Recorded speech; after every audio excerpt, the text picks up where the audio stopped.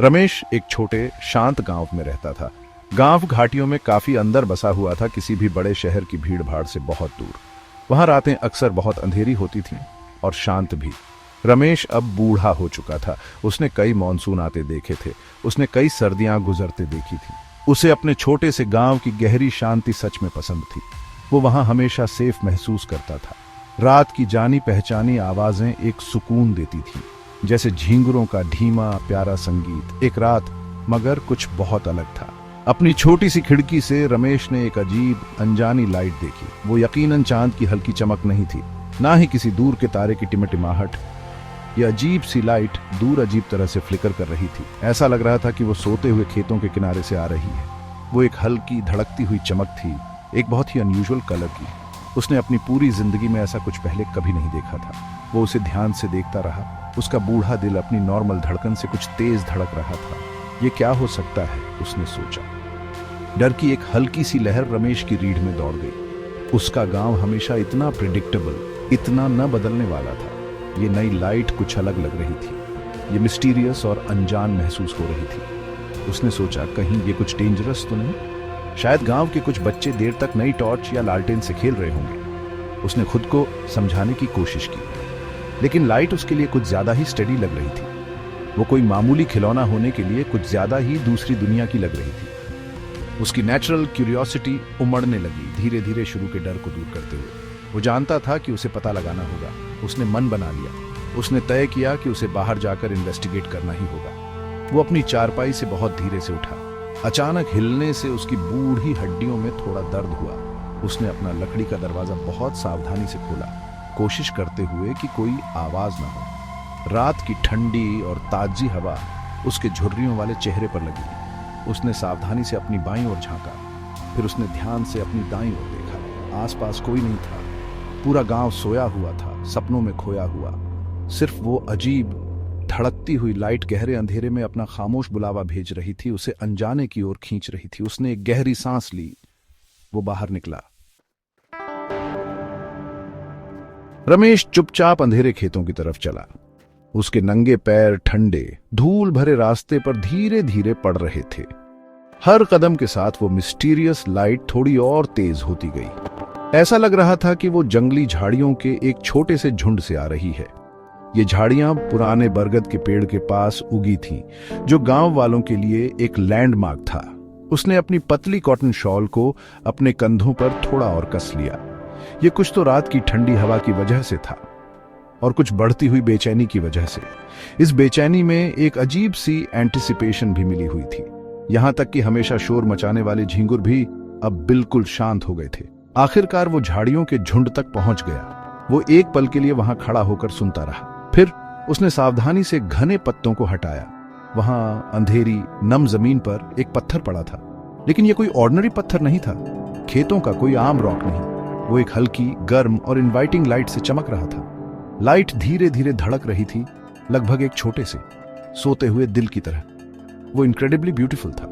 उसे देखना थोड़ा डरावना भी था। रमेश को यकीन था कि उसने ऐसा कुछ पहले कभी नहीं देखा था। गांव में बिताए अपने इतने लंबे सालों में कभी नहीं। पत्थर स्मूथ और बिल्कुल राउंड था। रमेश बस उस ग्लोइंग पत्थर को देर तक घूरता रहा। उसका एक हिस्सा उसे बुरी तरह टच करना चाहता था, उसकी सरफेस को महसूस करना चाहता था। दूसरा हिस्सा ऐसा करने से बहुत डर रहा था। क्या होगा अगर वो अपनी अजीब लाइट से उसे अचानक जला दे? क्या होगा अगर वो कुछ बैड, कुछ इस दुनिया का नहीं हुआ? लेकिन उससे निकलने वाली लाइट बहुत इनवाइटिंग थी। वो बहुत काल्मिंग, लगभग हिप्नोटिक थी। ऐसा लग रहा था कि वो उसे एक साइलेंट लैंग्वेज में बुला रही है। उसका बूढ़ा हाथ साफ कांप रहा था जब उसने बहुत धीरे से हाथ बढ़ाया। उसकी घिसी हुई उंगलियां उसकी स्मूथ लुमिनस सरफेस के करीब और करीब आती गईं। Gap 2S। आखिरकार उसकी उंगलियों ने पत्थर को छुआ। छूने पर वो सरप्राइजिंगली गर्म लगा। वो बहुत ज्यादा स्मूथ था, जैसे नदी का कोई पत्थर जो सालों से बहते पानी से पॉलिश हुआ हो।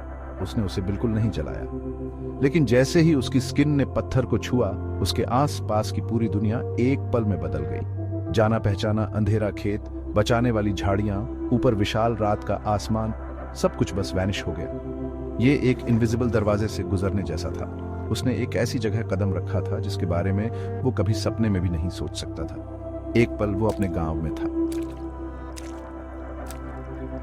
अगले ही पल वो कहीं और ही था। रमेश ने अपनी आंखें झपकाईं। उसने फिर से झपकाईं, समझने की कोशिश करते हुए। वो अब बहुत सॉफ्ट जमीन पर खड़ा था, लेकिन ये जमीन उसकी अपनी दुनिया की जानी पहचानी भूरी या हरी नहीं थी। ये ब्लू थी, एक ब्यूटीफुल, सॉफ्ट और वाइब्रेंट ब्लू घास जहां तक नजर जाती थी, चारों ओर फैली हुई थी। यहां हवा भी डिफरेंट महसूस हो रही थी। ये बहुत फ्रेश थी और इसमें एक स्वीट खुशबू थी, जैसे हजारों अनजान फूल एक साथ खिल रहे हों। उसने ऊपर आसमान की तरफ देखा। आसमान एक स्ट्रेंज फिर भी लवली कलर का था। वो हल्का पर्पल रंग का था और दो छोटे सिल्वर मून्स उस पर चमक रहे थे। जल्द ही उसने पास में एनिमल्स देखे। वो उसके गांव की काउज या बकरियों जैसे नहीं थे। एक स्ट्रेंज क्रीचर थोड़ा हिरण जैसा दिखता था, लेकिन इस हिरण के पीठ पर सॉफ्ट पंख जैसे विंग्स बड़े करीने से मुड़े हुए थे। एक दूसरा क्रीचर छोटा था, बिल्कुल रैबिट जैसा, लेकिन इस रैबिट के 6 फुर्तीले पैर थे और उसे बेहद हैरानी हुई। वो बोल सकता था, वेलकम ट्रैवलर हमारी धरती पर, रैबिट जैसे दिखने वाले क्रीचर ने कहा। उसकी आवाज नरम और प्यारी थी। रमेश इससे इतना सरप्राइज्ड हुआ, वो एक पल के लिए बोल नहीं पाया। एनिमल्स जो एक्चुअली बात करते थे। फिर रमेश ने इस पिक्यूलियर धरती पर पेड़ों को नोटिस किया। वो यकीनन सबसे स्ट्रेंज, सबसे वंडरफुल पेड़ थे जो उसने कभी अपनी आंखों से देखे थे।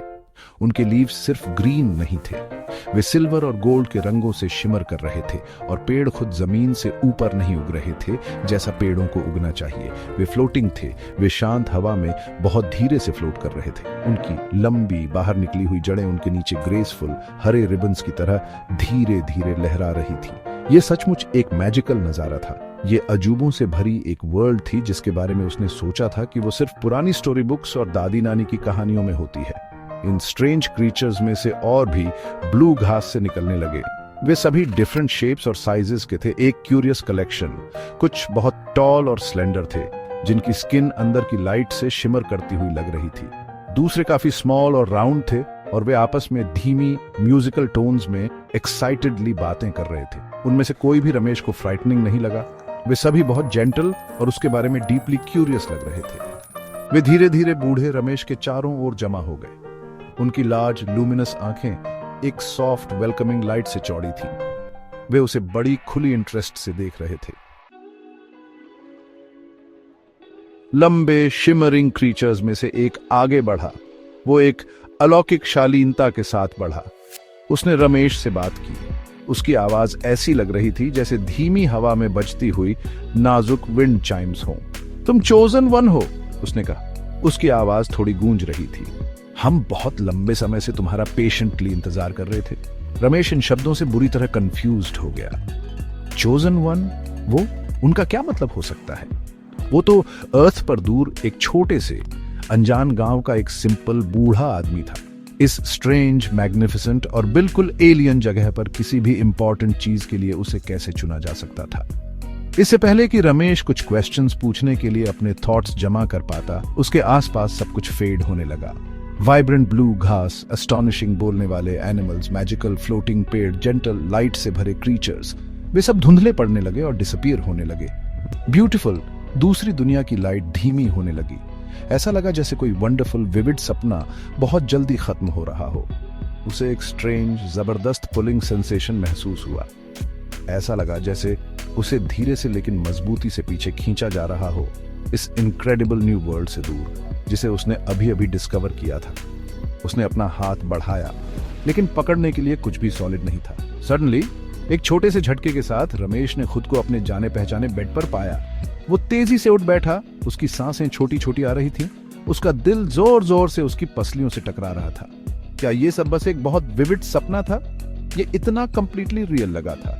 उसके पैरों के नीचे ब्लू घास का ठंडा टच, बोलने वाले एनिमल्स की सरप्राइजिंग आवाजें, हवा में फ्लोट करते पेड़ों का अनबिलीवेबल नजारा। उसने अपने छोटे हम्बल कमरे में चारों ओर देखा। सुबह की अर्ली मॉर्निंग सूरज की किरणें उसकी छोटी विंडो से धीरे से झांक रही थीं। सब कुछ बिल्कुल नॉर्मल लग रहा था, जैसा हर सुबह होता था। फिर उसकी आंखें उसकी छोटी लकड़ी की बेडसाइड टेबल पर पड़ी। वहां घिसी हुई जानी पहचानी लकड़ी की सरफेस पर मासूमियत से बैठा था वो स्टोन। वो अब भी उसी सॉफ्ट, वार्म और जेंटल लाइट से चमक रहा था। ये वही स्टोन था जो उसे कुछ घंटे पहले खेत में मिला था। ये वही स्टोन था जिसे उसने टच किया था, वो स्टोन जिसने उसे उसकी अनबिलीवेबल जर्नी पर भेजा था। रमेश ने धीरे से उसे उठाया। वो उसके थके हुए हाथ में वार्म और स्मूथ महसूस हुआ। क्या उसकी उस अदर वर्ल्ड की इनक्रेडिबल जर्नी सिर्फ एक ड्रीम थी या फिर किसी तरह सचमुच रियल थी? ग्लोइंग स्टोन ही उसका एकमात्र साइलेंट क्लू था।